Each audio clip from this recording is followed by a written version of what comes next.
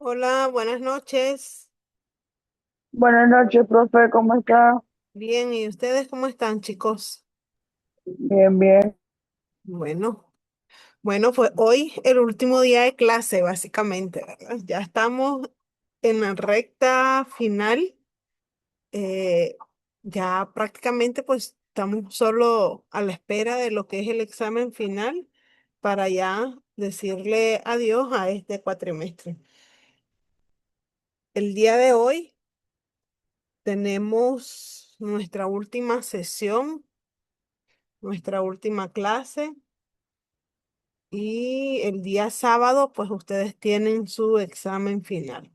Con respecto a las notas, chicos, las notas van a estar listas el lunes en la mañana, pero yo las estaría entregando, a ver, el lunes, sí, el lunes tipo 11 de la mañana, por ahí.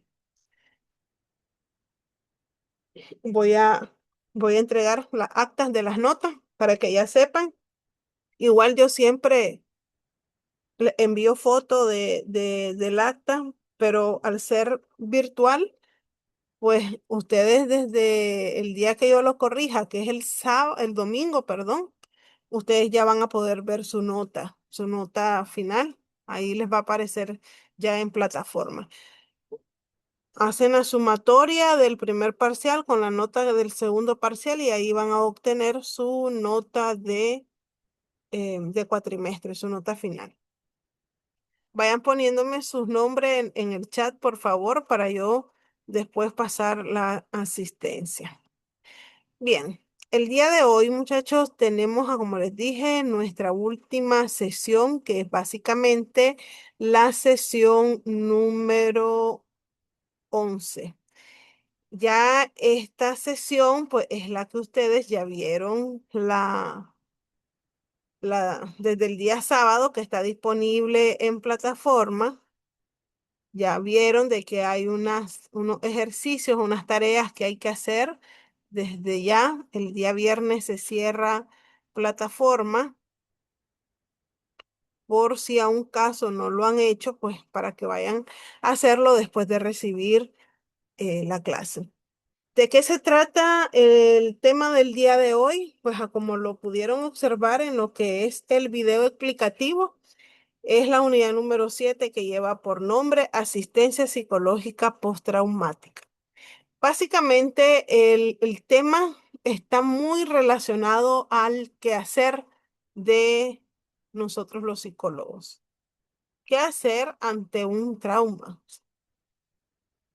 ¿Cuál es la postura que debemos de tomar ante una situación así que se nos presente? O sea, la clase está básicamente pues dirigido a eso, ¿no? A el quehacer del psicólogo. Y pues para eso primero yo les di una introducción en donde hablábamos de qué era un trauma.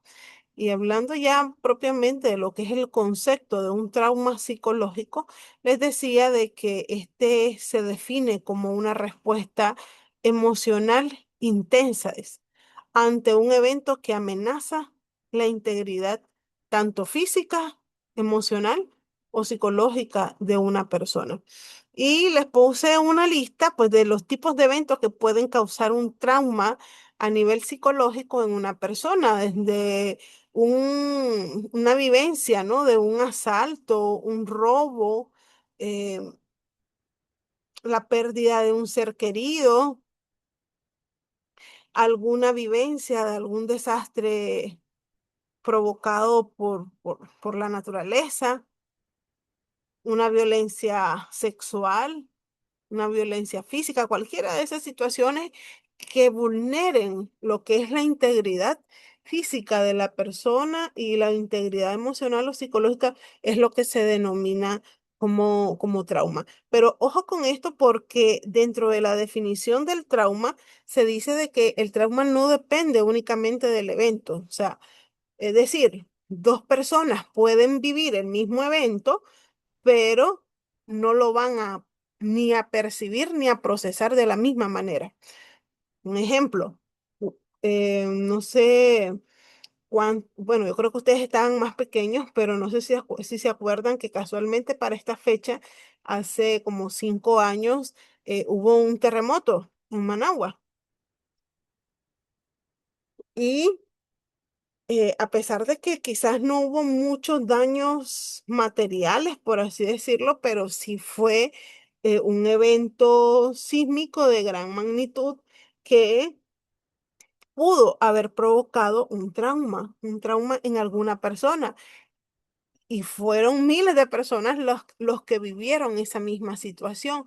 Entonces, a uno le pudo haber afectado la manera en cómo percibió el sismo o cómo lo procesó ese momento, y a otro pues lo pudo haber percibido y procesado de otra manera que quizás no haya producido alguna evidencia de un trauma, por así decirlo. O también la vivencia, por ejemplo, de un asalto. Es posible de que una persona al momento, ¿no? O quizás en las primeras horas pueda generar un miedo, pero ya al pasar de las horas, pues ya el miedo desaparece y vuelve a la normalidad. Pero puede haber otra persona que a lo mejor ese mismo evento le genere impacto, como por ejemplo insomnio por las noches, ansiedad constante, ya tiene miedo de salir de su casa, para salir tiene que salir acompañado porque no es capaz de salir él solo. O sea, la misma situación, dos personas diferentes y que lo perciban y lo procesan de forma diferente. Esa es lo importante de poder identificar en el trauma. Por eso se dice de que el trauma es algo subjetivo, porque no todos lo van a vivir ni procesar de la misma manera. Y aquí les mostraba lo que eran las manifestaciones del trauma, desde reacciones emocionales hasta las reacciones conductuales. Es decir, que podemos ver cambios significativos en las emociones, el miedo intenso, la ansiedad, la ira, reacciones cognitivas también, pensamientos intrusivos.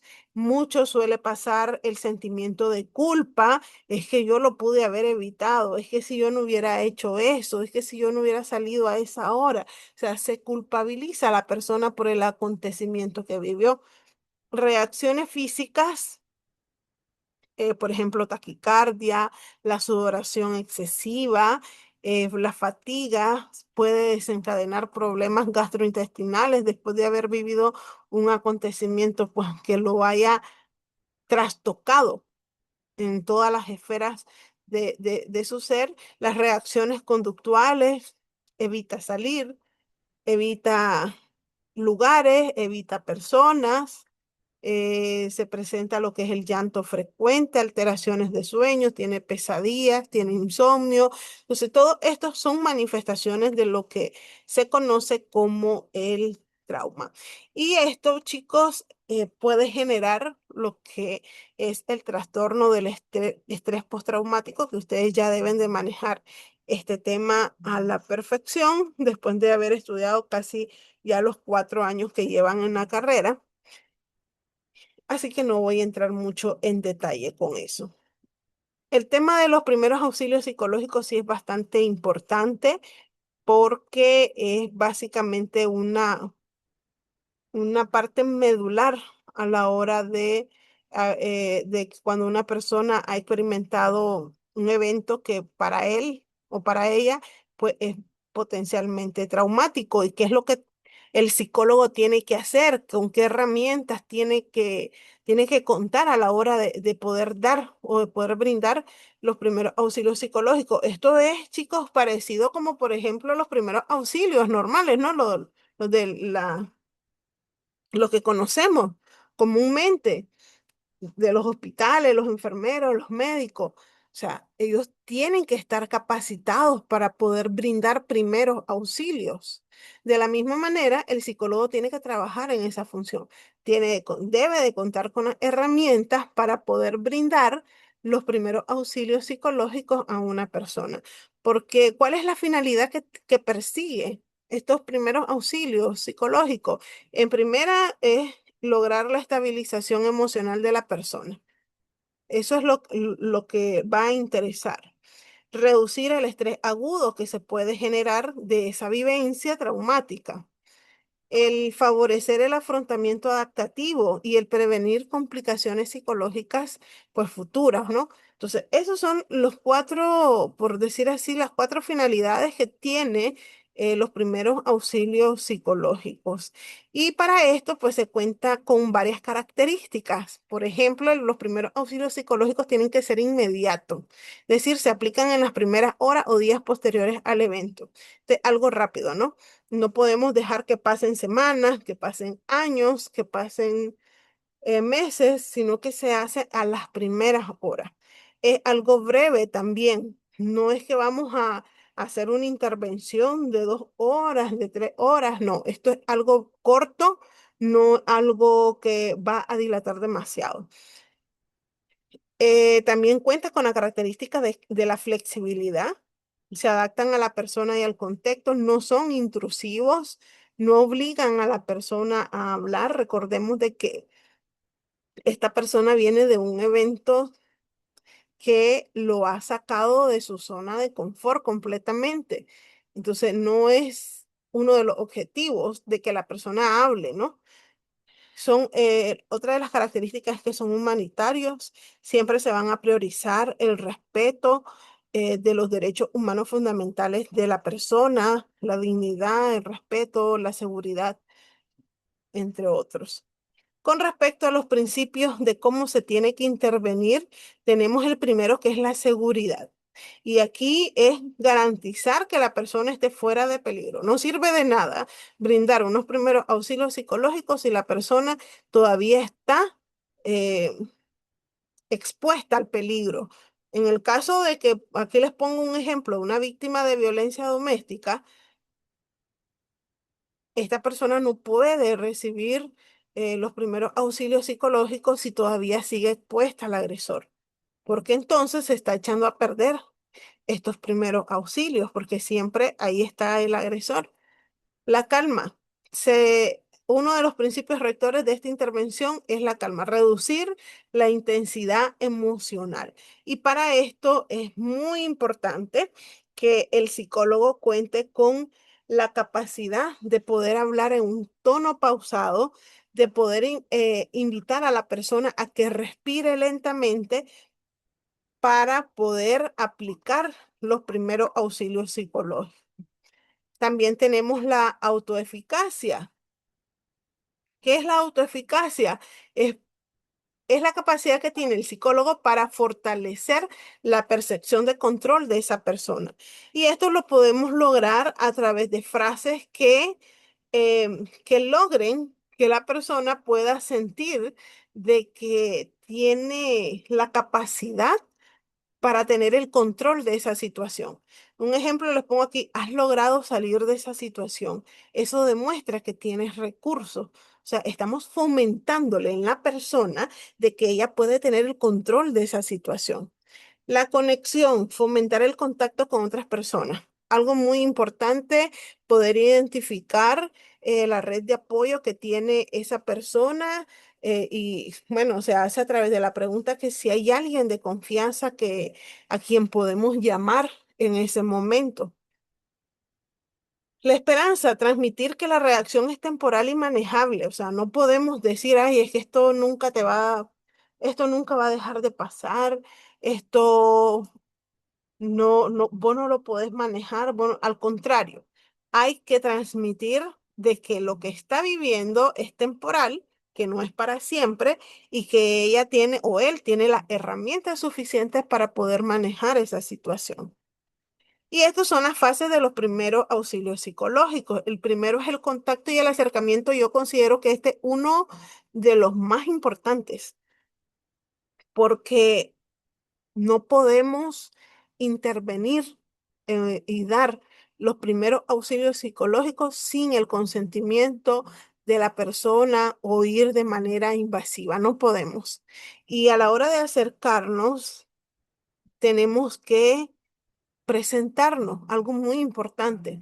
Tenemos que explicar qué es lo que estamos haciendo, lo que pretendemos hacer. Y tenemos también que pedir permiso para ayudar. Recordemos de que al final de cuentas, nosotros podemos tener la disposición de ayudar a la persona, pero se requiere de dos para poder hacer esto. El ejemplo práctico, aquí se los coloco. Hola, mi nombre es Carlos, estoy aquí para apoyarte. ¿Te parece si nos sentamos un momento? O sea, no está siendo invasiva la forma en cómo se acercan, está pidiendo permiso, se está presentando. Después de esto, pues se le dice, ¿no? Que está para apoyarlo. Luego tenemos la evaluación rápido.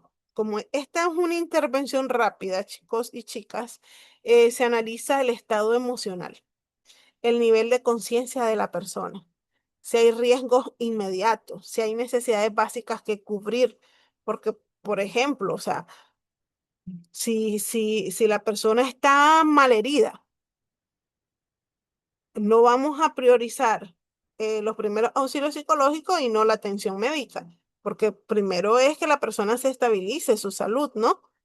Si tiene, por ejemplo, le rajaron la cabeza, o sea, tiene una herida, está sangrando, nos vamos a poner en ese momento de decir, ¿te parece si nos sentamos un momento? No, no es el momento oportuno. O sea, hay que llevarlo a una unidad de salud donde le hagan la debida intervención, no sé si quirúrgica, si tal vez es algo ambulatorio, pero hay necesidades básicas que hay que priorizar. Y eso el psicólogo tiene que evaluarlo de forma rápida.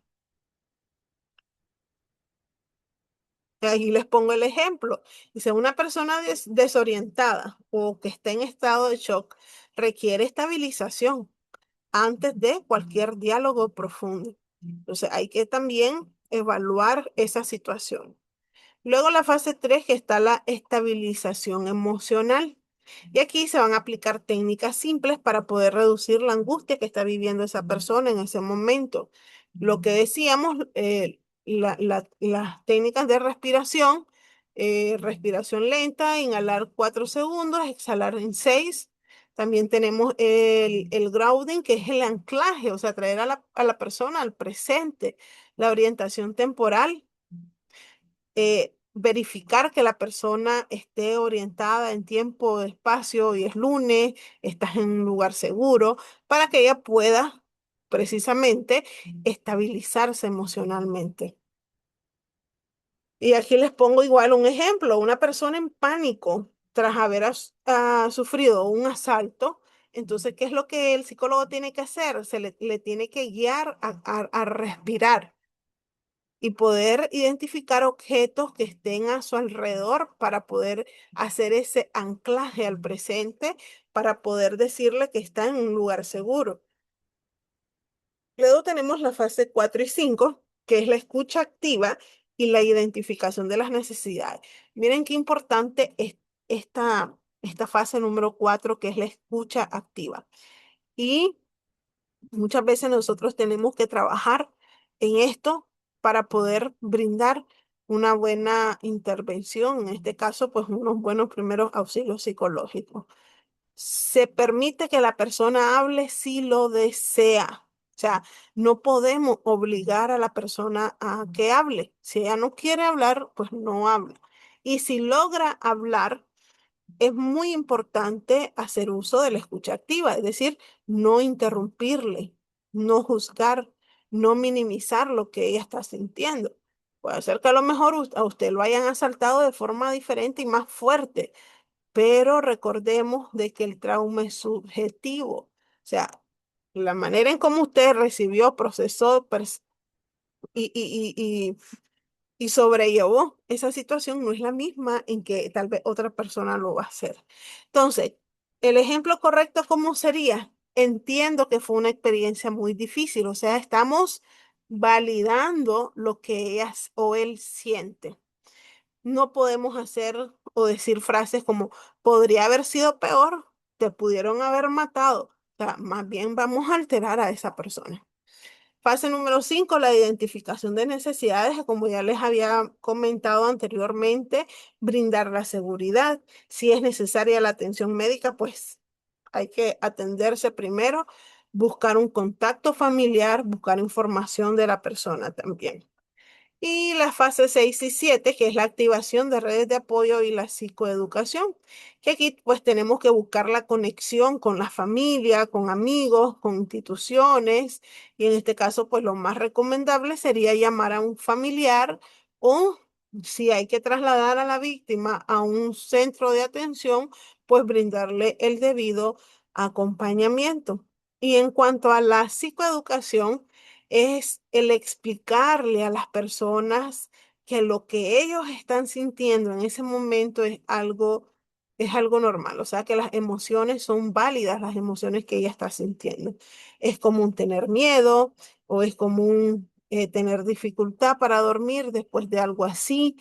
¿Por qué? Porque esto, lo que uno logra con decir o con validar las emociones de la persona, es que se va a reducir la sensación de que la persona está perdiendo el control de esa situación. Y recordemos que uno de las finalidades de los primeros auxilios psicológicos es precisamente que la persona no sienta que está perdiendo el control para poder generar lo que es la debida, pues, resiliencia. La fase 8, que es el cierre y la derivación, y aquí se utilizan técnicas específicas en los primeros auxilios psicológicos.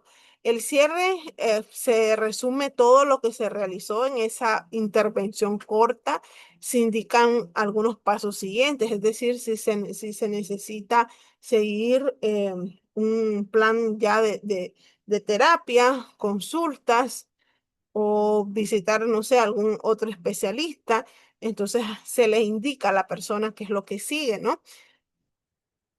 Y también se utilizan técnicas específicas, como ya les había comentado, las técnicas de respiración, porque estos vienen pues a regular el sistema nervioso, el grounding, que es el anclaje, va a reducir notablemente lo que es la disociación, la reestructuración básica, que va a corregir ideas distorsionadas, simples, eh, como ya se lo había dicho anteriormente, dentro de las reacciones que tenemos, que es la culpabilización, o sea, con la reestructuración básica, pues se corrigen esas ideas de que la persona piense de que lo que vivió pues fue culpa de ella. Entonces, básicamente, chicos, en eso se concentran lo que son las fases de los primeros auxilios psicológicos. ¿Qué es lo que no tenemos que hacer? Forzar a la persona a hablar, estar cuestionando o juzgando lo que le pasó, prometer soluciones irreales, minimizar el dolor, realizar interrogatorio. O sea, va a haber un momento, si la persona continúa, ¿verdad? Las sesiones, va a haber un momento en que va a poder hablar sobre todo eso, pero en los primeros auxilios no es recomendable. Y estos primeros auxilios psicológicos se brindan en distintos contextos, muchachos. Por ejemplo, cuando estamos en un contexto de violencia de género, hay cosas fundamentales que priorizar. Por ejemplo, la seguridad. Por eso yo les decía, si la persona está con su agresor, no es recomendable brindar los primeros auxilios psicológicos. Hay que sacarla de, eh, de, del contacto con el agresor y evitar lo que es la revictimización, que es un tema que nosotros hemos estado estudiando desde hace mucho, de hecho, desde las primeras clases de la victimología. En niños hay que usar un lenguaje sencillo. No podemos usar palabras muy técnicas porque un niño no lo va a entender. Y aquí pues se va a permitir la expresión mediante juegos. Hay que buscar técnicas específicas eh, ligada a los juegos para que los niños puedan expresarse. En situaciones de desastres, hay que hacer una intervención masiva porque recordemos que quizás muchas personas son las que están experimentando esas sensaciones, esas emociones y se necesita de organización comunitaria. Porque, pues, al ser una vivencia colectiva, pues es indispensable lo que es la organización de la comunidad. Y aquí les puse un ejemplo sobre cómo podemos intervenir con una joven víctima de robo con violencia. En primer lugar, se le tiene que ubicar en un lugar seguro. En número dos, se le tiene que hablar con calma, se guía la respiración, se valida la emoción de la joven, se contacta a un familiar y se le explica que sus reacciones pues son normales. Y ya para ir finalizando, tenemos el autocuidado del profesional. Algo muy importante es que muchas veces no cumplimos con esto. Nos creemos Superman, nos creemos las mujeres maravillas, nos creemos indestructibles, pero la verdad es que el psicólogo también está expuesto a desgaste emocional. Y cuando se tratan de estos temas de trauma, pues también se produce este desgaste emocional. Es por eso de que debe de haber un autocuidado por parte del profesional, debe de preservar su bienestar, hay que adoptar medidas como por ejemplo la supervisión, es decir, contar con un espacio de supervisión profesional para revisar los casos y el impacto emocional que generan. El descanso, que muchas veces esto lo hacemos a un lado totalmente, no garantizamos periodos de descanso adecuados para poder recuperar energía, para poder mantener ese equilibrio personal, establecer límites profesionales también, chicos.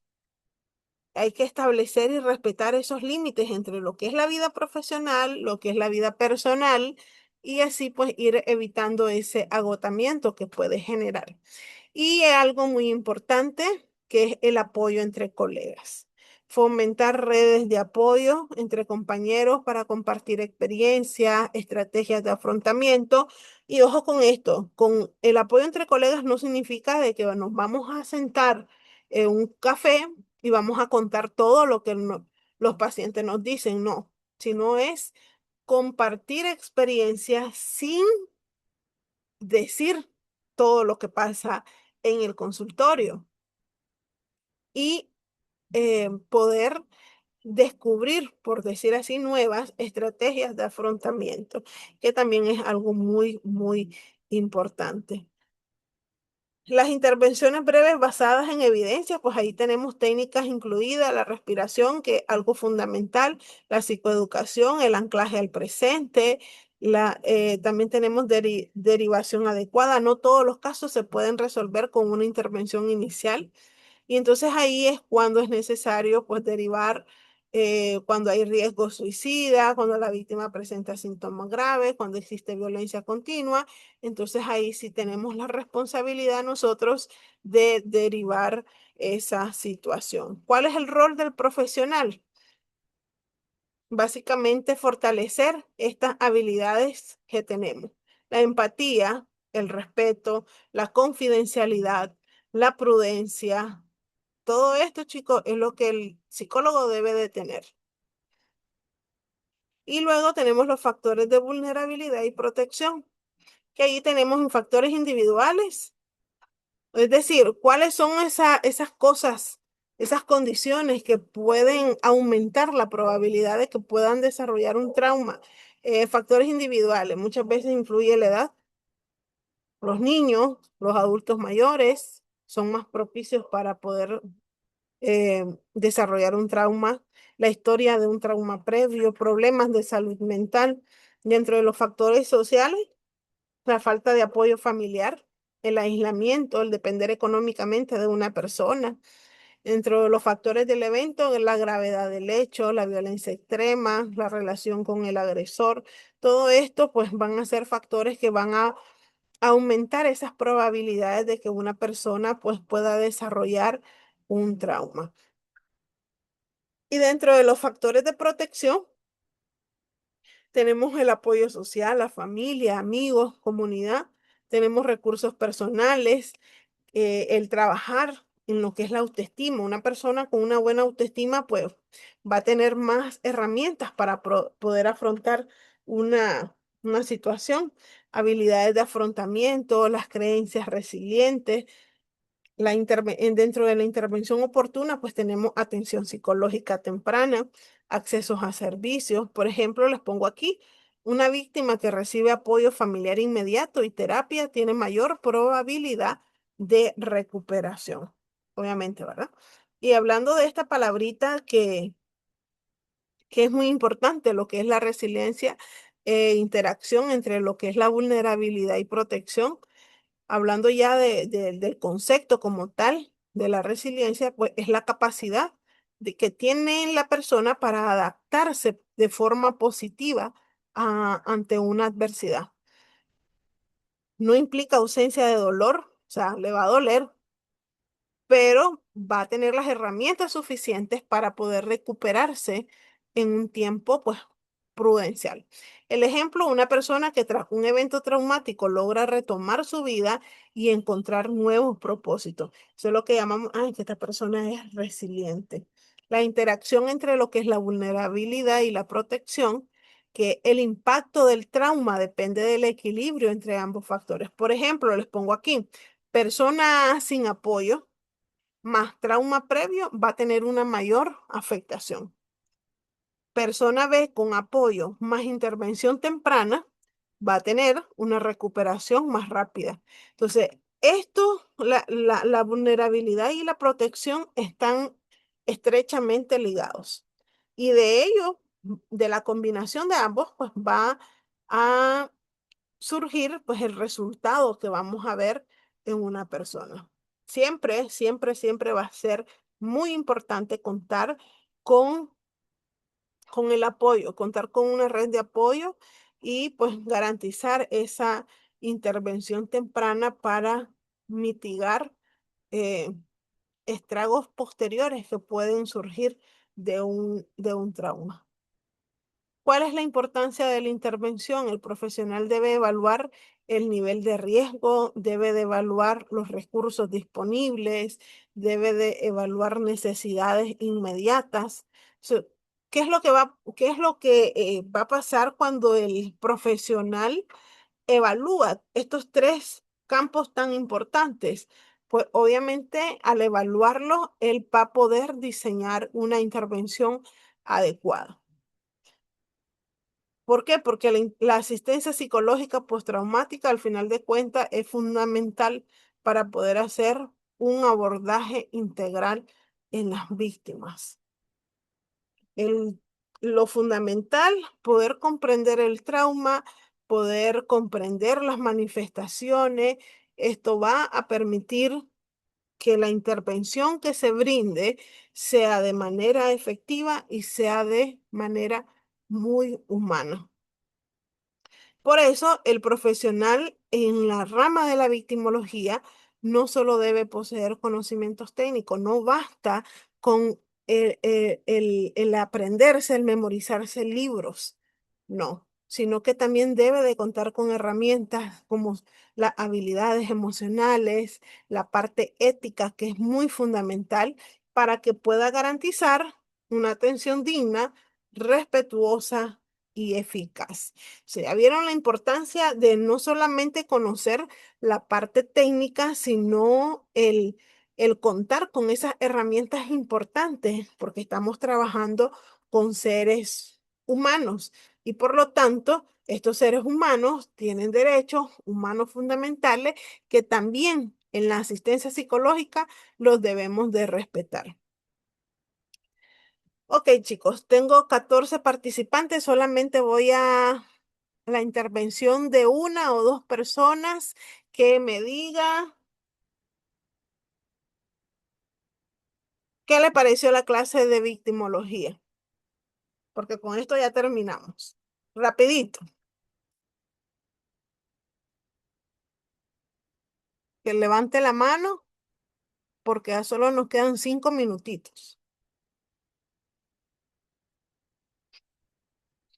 de los 14, bueno, 13 que estamos aquí. A ver, un voluntario.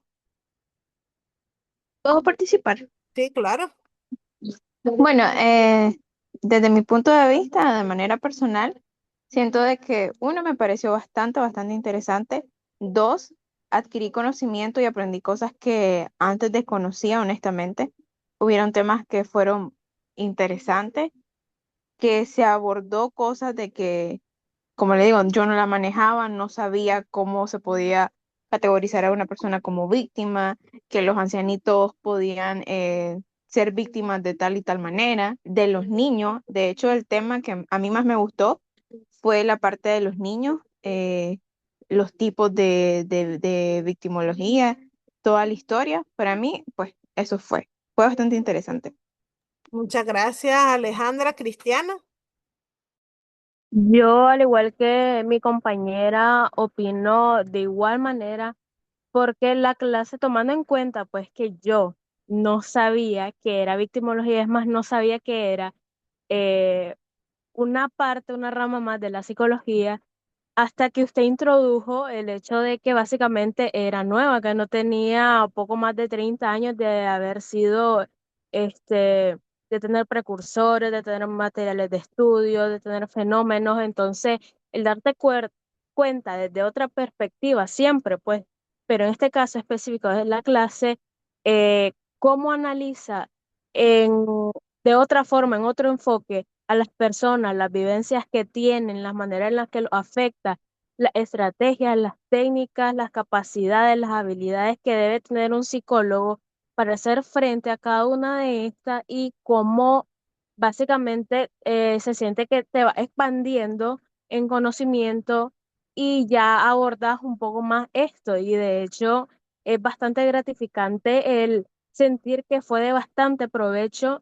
La verdad yo la disfruté bastante y las ocasiones en las que lamentablemente no pude participar, pues básicamente fue como que me mordiera la lengua porque me daba un enfado grandísimo el no poder hablar lastimosamente porque me imagino que usted ya sabe que yo hablo hasta por las orejas cuando quiero opinar algo, pero la clase fue de bastante provecho y la verdad se lo agradezco mucho por todo el enfoque y el esfuerzo que ha puesto usted en brindarnos esta clase y aún más de esta manera, ¿verdad? Virtual. Ok, muchas gracias, Cristiana. La verdad es que sí, es una de las asignaturas que me encanta darlas, al igual que la psicología forense, porque son temas que son muy importantes dentro de las personas, ¿verdad? Que para todo profesional de la psicología, pero para aquellos que también se quieren dedicar un poquito más al campo de la psicología jurídica, pues realmente sí, es bastante interesante estos estudios. Hay mucha documentación, muchos libros que hablan acerca de esto. Es decir, que en 12 sesiones, chicos, o sea, yo solamente les di las pinceladas, por así decirlo, porque el estudio de estas ramas de la psicología es bastante amplia, pero siempre traigo pues a, a presentarles los temas como por decir así, los más importantes de los cuales se pueden derivar muchísimos más. Al igual que ustedes, fue un gusto compartir con ustedes estos encuentros de forma virtual. Ustedes saben que cuando es presencial, pues como que me extiendo un poco más, pero al hacerlo de esta manera, pues igual, siento que la clase fue muy participativa en todas las sesiones, lo quise hacer de esa manera, no solamente escucharme hablar a mí las 12 sesiones, sino que pues de vez en cuando escucharlos a ustedes participar, las intervenciones que hacían eran fantásticas y la verdad es que sí, me llevo esa grata experiencia de haber compartido con ustedes esta asignatura de forma virtual. Em, pero siempre pues cuenten con la disposición de cualquier ayuda que requieran, pueden contar conmigo. Siempre recordándoles el examen el día sábado, chicos, y deseándoles los mayores de los éxitos. Pasen buenas noches. Buenas noches, profe. Muchas gracias. Buenas noches. Gracias, buenas noches. Gracias, profe. Buenas noches. Buenas noches.